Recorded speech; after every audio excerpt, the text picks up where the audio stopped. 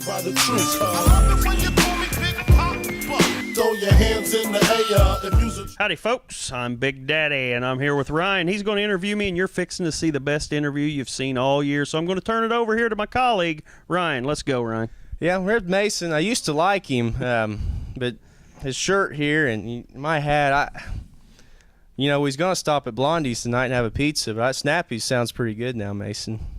Well, there were some other remarks off the camera, too. But we were so busy we don't need your $10 tonight, Ryan. Yeah. All right. Mason's the track promoter at Thunder Valley Raceway there in Salem, and he was, used to be at Twin Cities.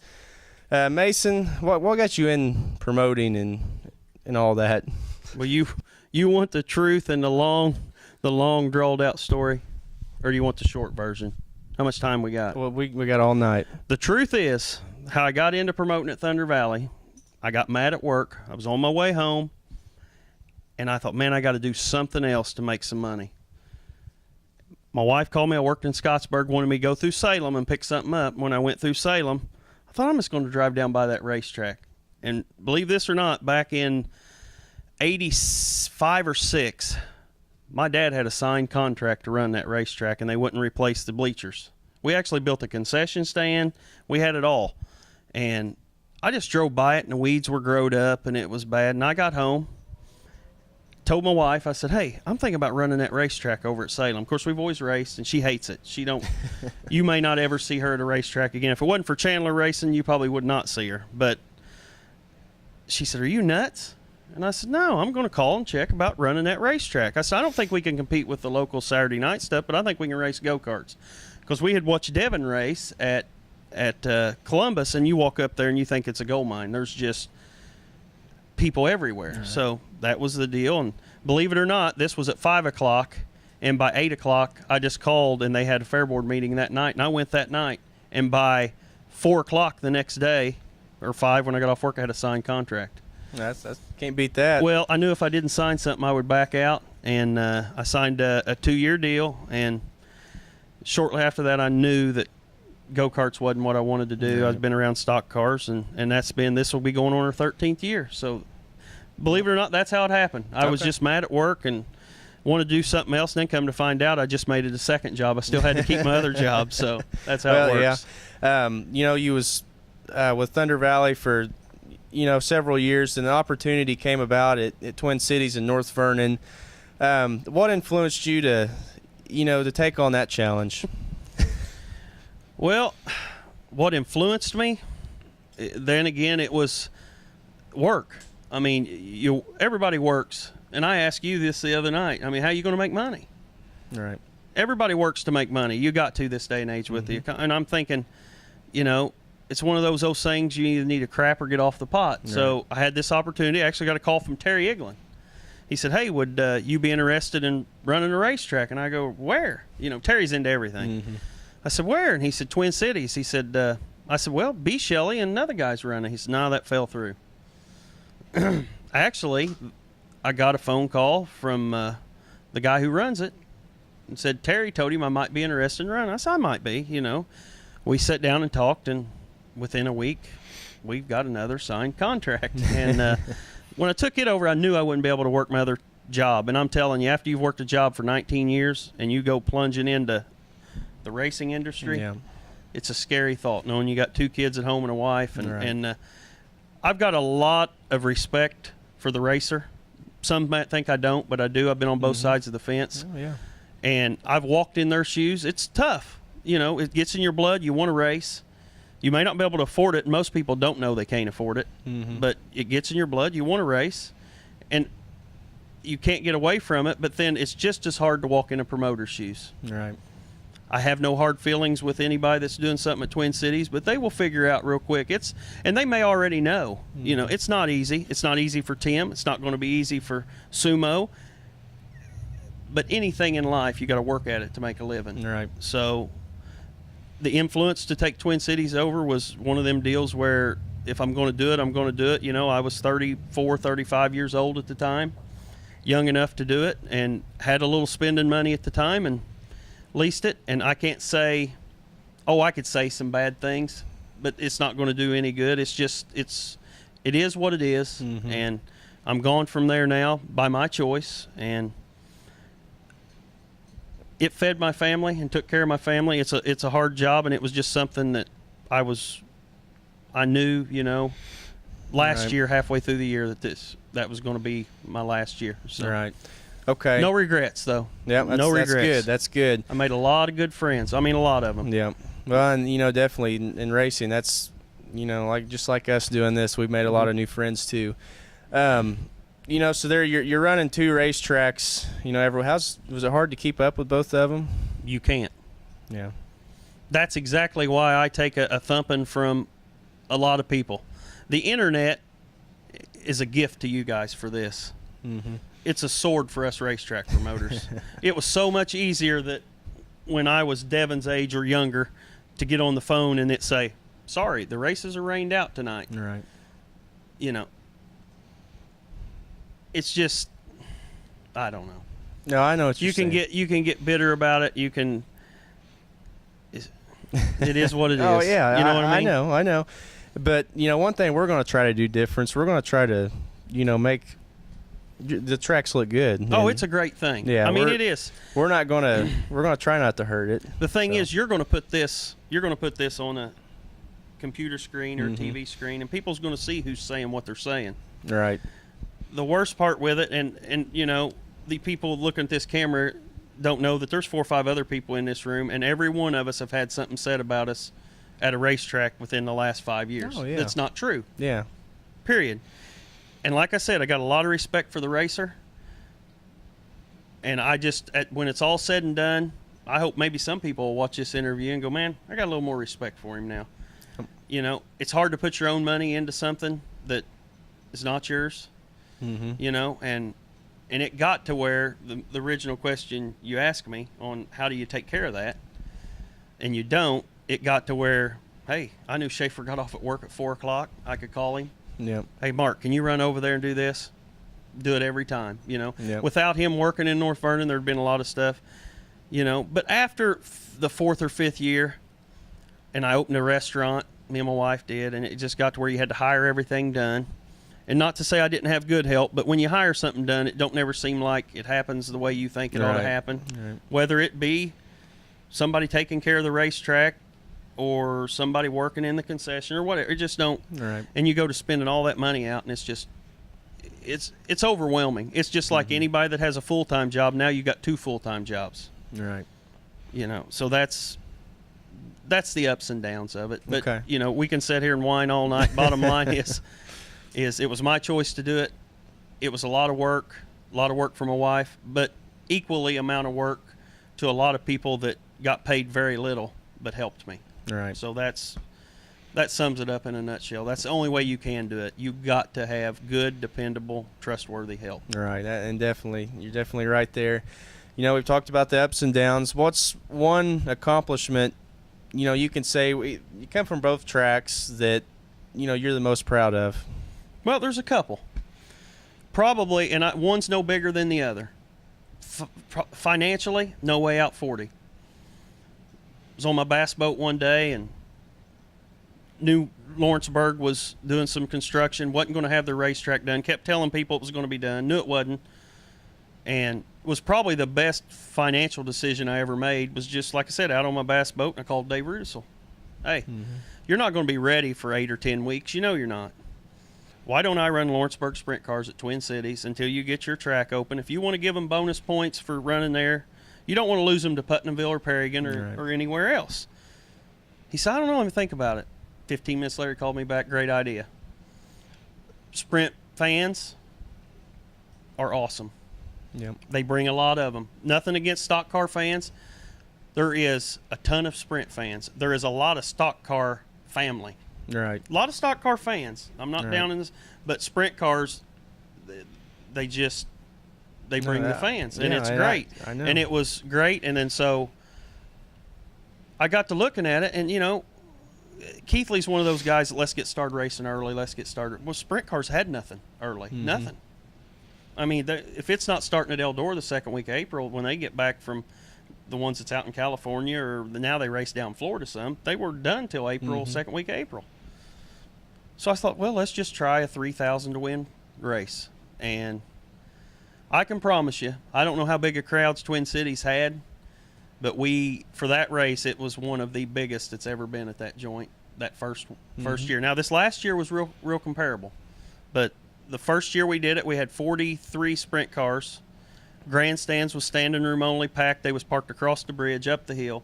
People were literally going into the pit area to find a place just to set, and the No Way Out 40 will never let you down because of caliber of drivers. It's nothing to do with me.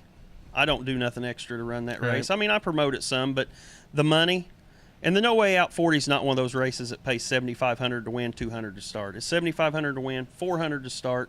It's $3,500 for second, and I think it's about $1,000 for fifth or sixth place. So I mean, the money's there. It's a $23,550 purse for the late model, or for the sprint car feature. So that's probably one of my.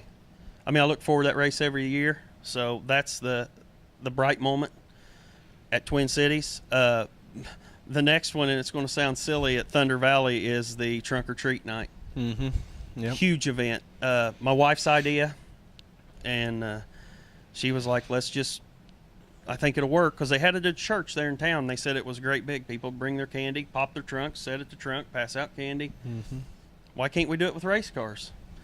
And every year, it's just amazing to see how many people participate in that. I can't say if I was 24 or 5 that if I went to the track, I'd make sure I took candy. Right. But they do. Last year, for that event, we had 67 cars in the pit area. 62 of them pulled out on the racetrack to pass out candy. And they don't just bring suckers. I mean, and they dress up, and hell, there's even been a few of them race with masks on.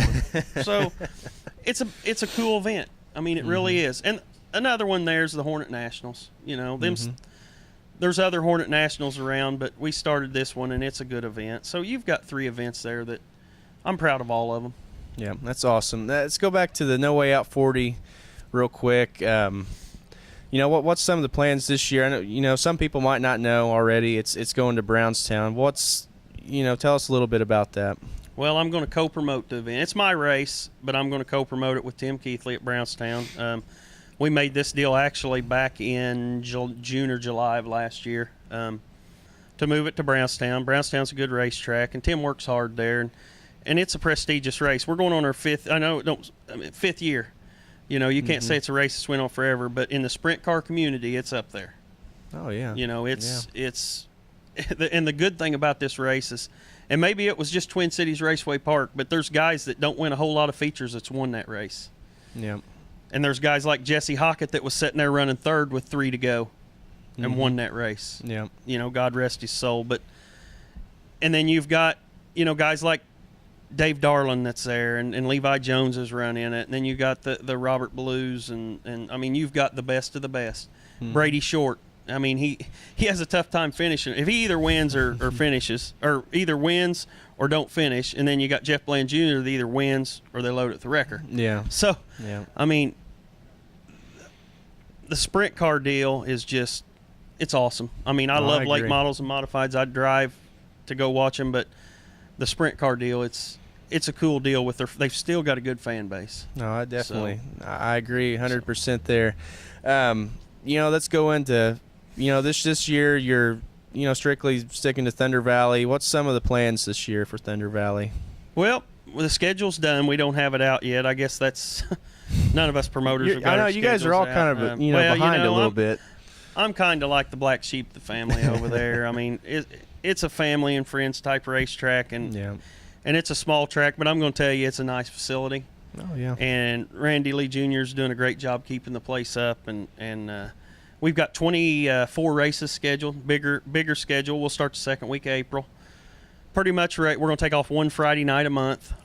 We'll race through October. Then we got our Gobbler Smash in November. But we are going to have foot races for the kids and bike races, and then we'll have got a special. That's good, because all the people we've talked to so far, I think every driver said something about a foot race. So I'm glad we can finally get that going. So, you know, we did that every year. I did it every year at Thunder Valley, and it was a big event until I took over Twin Cities. And then you kind of get to where It don't matter. Right. You know, I got to get over here. Or I got to get that done. You know, I'm not going to order the extra trophies to do this or that, or I'm not going to get with Pepsi that always give me bikes. I'm too busy. Mm-hmm. And that's probably the biggest downfall I had, was just being too busy. Right. You know, my mom said it a million times, man, you just better slow down. You're too busy. Mm-hmm.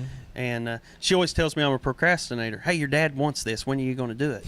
Mom, I'm not a procrastinator. I just do it when I get time. And if the last minute's the time, it's the time. And you let stuff like that slip through the cracks, and before you know it, after you don't do it 2 years, it just kind of goes. Mm-hmm. And it was funny because Jamie was actually saying some stuff about the foot and bike races, and I already had them scheduled. Mm-hmm.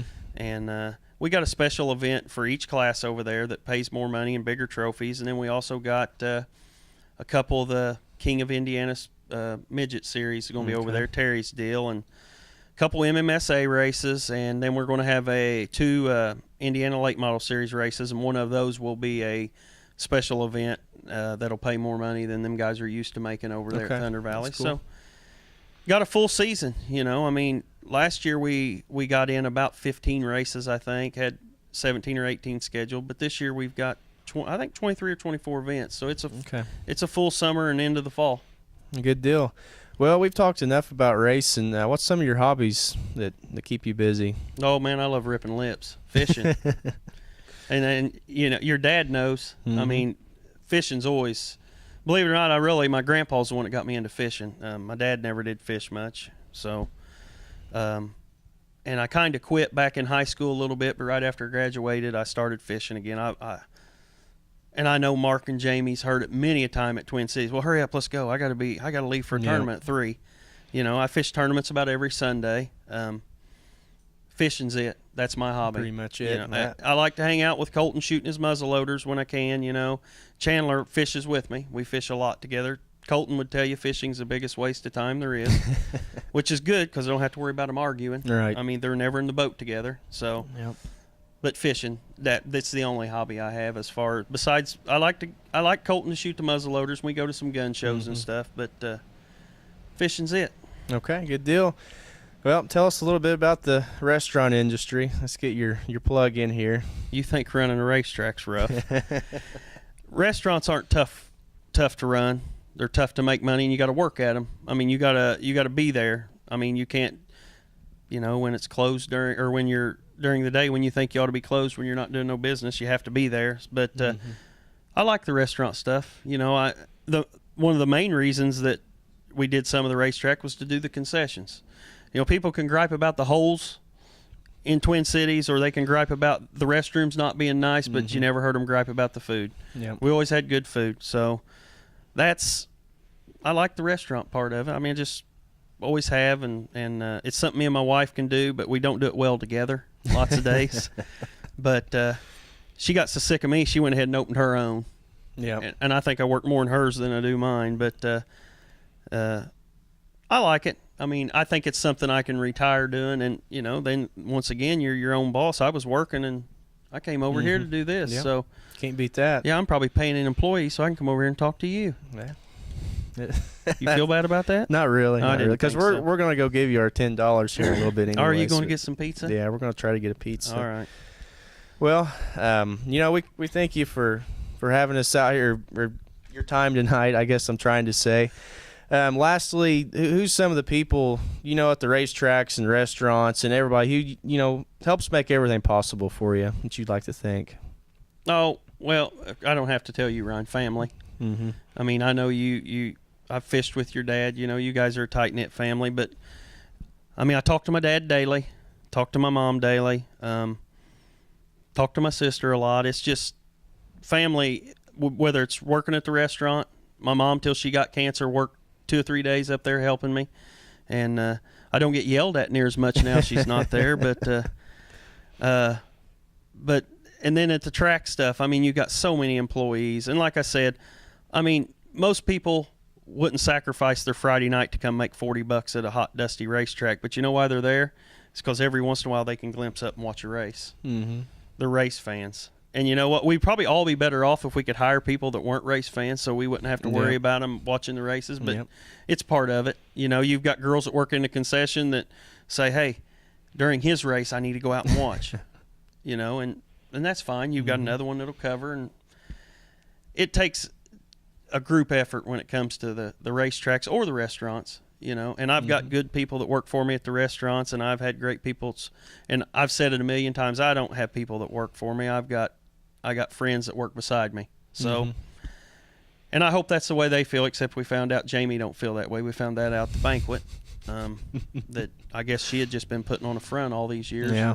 Well, I found out she was overpaid because I think she'll work for less money. Well, there you go. Because I found out what Keithley's paying her. So there was really no friendship there. Yeah. But I really like Mark. No, Mark's Mark's a hell of a guy. Mark's a good guy. Yeah, but I agree. But it'll take me a while to get over Jamie. Wait a minute. I'm okay. You good now? Okay. Well, anything else you want to add that we didn't talk about? Nope. I wish all the racers luck. Thunder Valley will be firing up, and whether you choose to race at Twin Cities or Brownstown or Thunder Valley, you know, the biggest thing is, and Dave Rudisell says this all the time, but go support a racetrack, because I'm telling you people, I'm 40 years old and I've been going since I can't remember, and it keeps going down. I don't care where you're at, what racetrack you're at. It's still on regular shows. Now, anybody can run a World 100 and make money. Anybody can run a No Way Out and make money. Anybody can run a Jackson 100 and make money. But bottom line is, we can't have a circus every week and make money. We got to have the small shows for the local racers. Get out, grab your neighbor, tell him how much fun it is, take him to the races. Because this day and age, we got to get more people involved. That's why I'm the only one that does this, and I don't understand it. A rookie class or a 16 and under Hornet class, yeah, we may only get 5 cars, but you know, over the last 4 or 5 years I've done that, those guys moved to Hornets, or those girls moved to Hornets, or those girls moved to mini stocks. You know, I mean, it gives them an opportunity to race, and that's what we got to have. And people might watch this and laugh and think, yeah, I bet he really wants people to go to Twin Cities. I don't care. I mean, I want them to go. I want the more. Me and my wife had different opinions on this. If we had a night when we used to race against Brownstown, if we had 80 cars and Tim had 120, Tanya would be like, 120, they beat us, you know. The way I see it, all right, next week Tim's not racing, so now I've got a chance to get 200 race cars, because there was 120 there and 80 here. Yep. And that's the way I look at it. I mean, the more people racing, the better off we'll all be. We all get our piece of the pie every once in a while, but the regular shows, people get out and go to them. You know, we can't have big events every week because people don't have the money to go. But if it's a $10 or $12 or $8 show, like at Salem's, $8 to get in every week, get some people to go and try to go support them. And even if your car's tore up and you're not going to race that week, try to go support them, because it gets tougher and tougher. And I hear it from every promoter, and I live it. You know, and there's nights we don't make money and there's nights we make money. I'm not going to sit up here and whine and say, well, we never made money, we lost money. We make money. Some nights we lose it. In the end, we usually make money, but it's work, you know. So in closing, just get out and support a racetrack, no matter where it's at. Yeah, be great if you come support mine more than the others, but get out and support them, and try to get kids involved in building race cars and racing. And, you know, my wife's totally against Chandler racing, but it's not stopping him, is it? No, not a bit. Not at all. He'll be right there as much as he can. So, but I want to thank you for doing this interview, because we can get our word out about the racetracks, and I know you're doing this with Mark and Jamie, and you guys have got your whole deal going, and I think it's a great thing. Okay, we appreciate it. Thanks, Mason. When you call me Big Papa, throw your hands in the air if you's a true